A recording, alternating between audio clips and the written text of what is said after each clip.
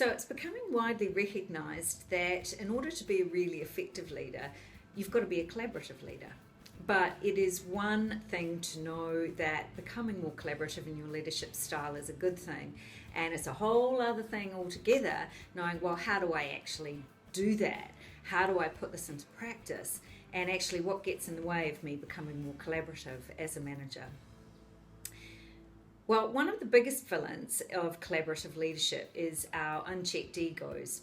So this is the idea that as a leader, I know best, my ideas are the best, and I kind of have to be a superhero archetype of a leader.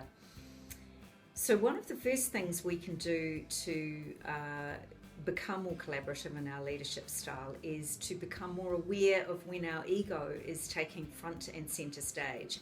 It's not about getting rid of our egos, because we've all got egos. It's not something that we can get rid of, but it is about starting to think about, well, what are the situations where my ego is taking front and center stage? So this might be when I have the sense of needing to be right or clever or eloquent, or there is a desire for you to impress others. And once we become aware of the situations that really make us more egocentric, it's about then subjugating or managing our egos. Here are 3 really simple practical tools that you can start today to become more collaborative and to subjugate your ego.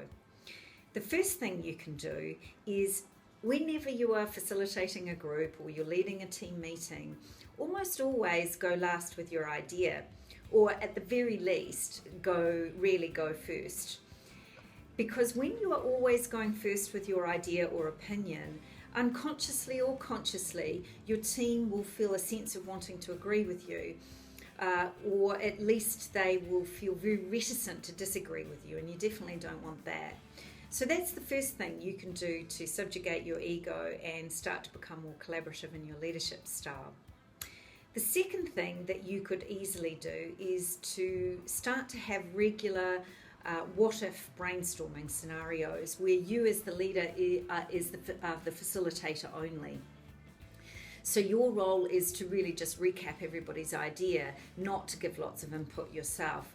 I've tried this myself, and it can be quite challenging at first, but it's really powerful for unleashing people's collaborative leadership in the room. And here's one for the really courageous amongst you.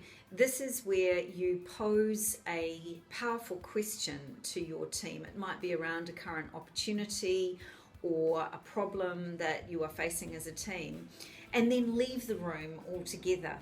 Leave it up to your team to come up with the idea and then bring to you 2 or 3 recommendations of what they've come up with. So these are 3 simple tools that you can start using today as a manager or a leader to become more collaborative in your leadership style. Give them a go and let me know how you get on. Good luck.